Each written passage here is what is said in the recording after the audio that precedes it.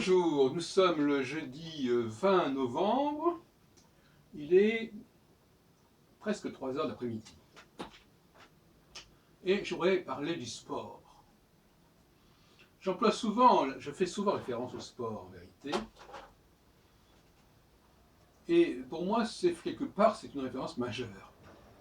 D'abord, il me semble, je sais il y a actuellement un scandale concernant l'OM et les matchs truqués, mais justement, c'est très intéressant. Parce que, en vérité, dans le domaine du spectacle, tout est truqué.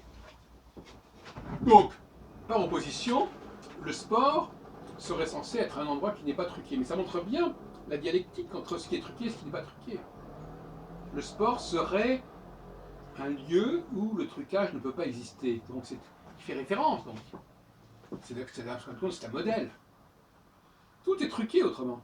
Même quand on lit un livre, c'est truqué parce que ça n'a pas été écrit comme ça se présente. Ça a été rajouté, ça a été modifié, corrigé, etc. Donc, le sport, c'est un peu le modèle idéal de société. Alors à partir de là, je dirais que le sport implique un entraînement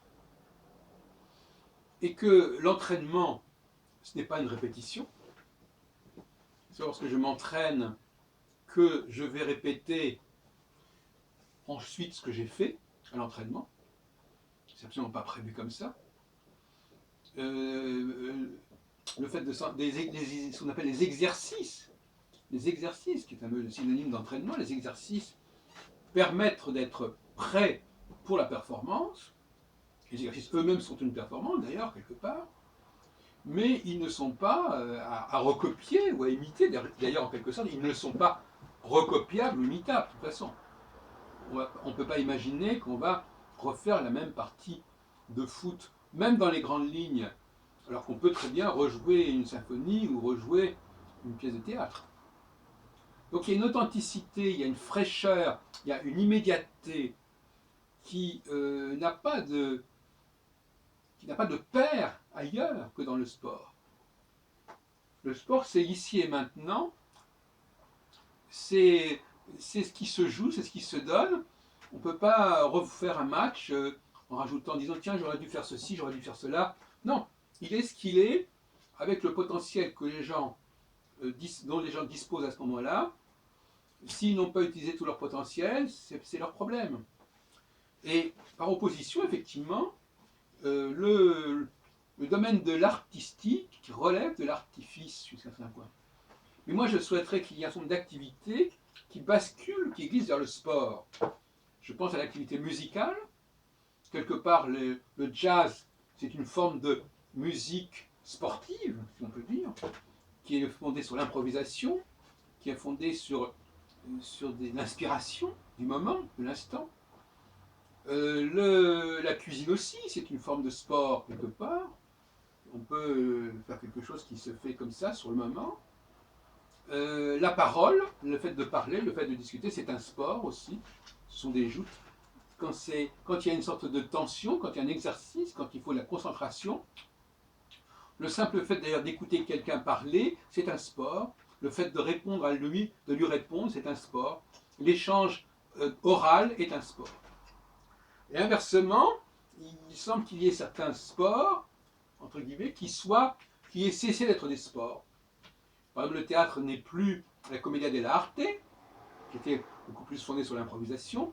La musique, la composition musicale, le performance musicale, qui était très largement marquée par l'improvisation à la fin du XVIIIe siècle, par exemple, à l'époque de Mozart, ça n'est plus l'improvisation. Même les cadences chères aux violonistes du XIXe siècle ne sont plus de rigueur.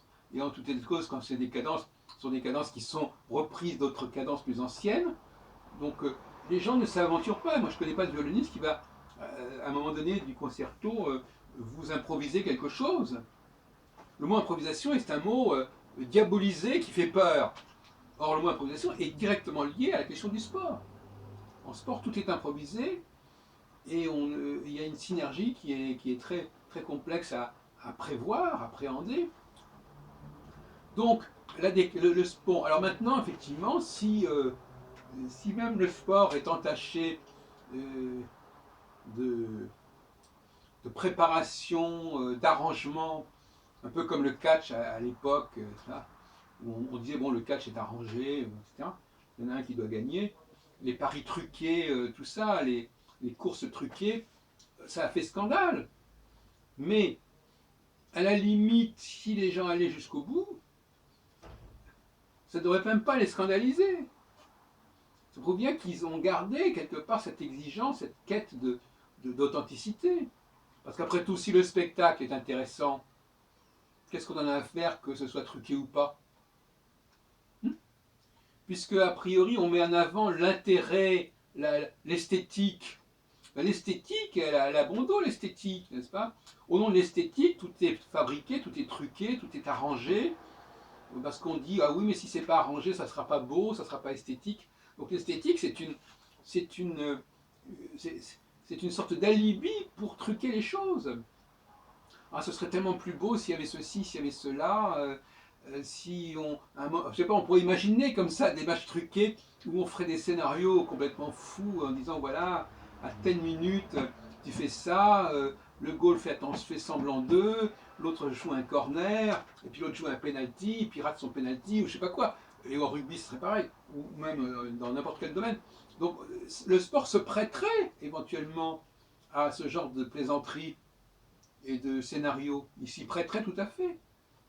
Parce que malgré tout, par exemple, parlons de cinéma, tout est truqué, mais en même temps, les gens donnent d'eux-mêmes. Donc je ne veux pas non plus diaboliser. Le théâtre, ça exige aussi un potentiel, ça exige aussi une énergie.